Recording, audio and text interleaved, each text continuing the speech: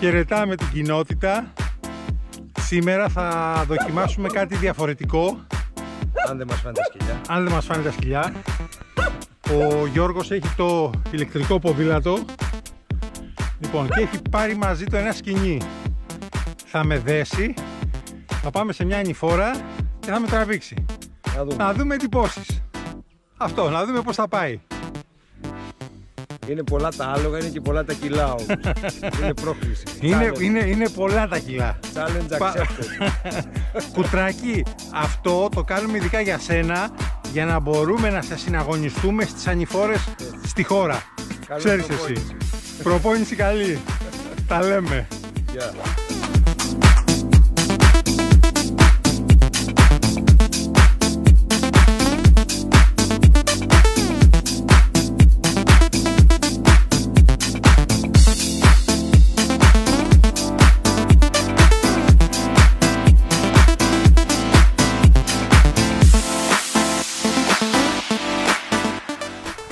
Κοντέ, πού είσαι ρε, θα έρθεις καμιά ώρα. Εδώ. Πάμε. Σιγά σιγά. Ναι, το έχουμε. Ω, γαματό.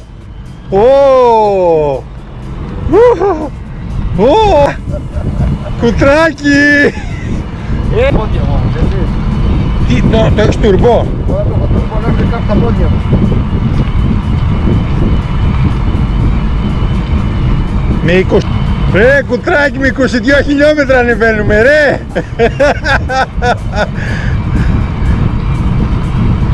Δεν το πάμε για παόντα ρε, πάμε παόντα.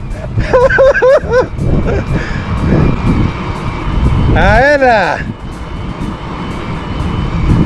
Κουτράκι, έλα κοντά.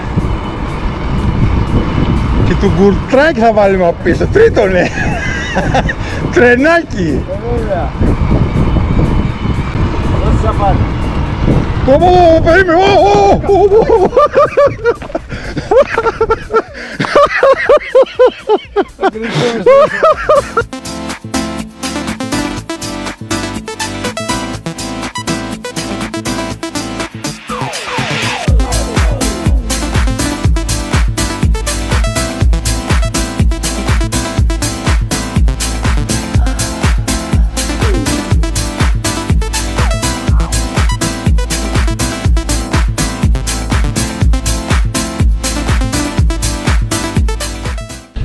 Στην πρώτη προσπάθεια έσπασε το σκηνή,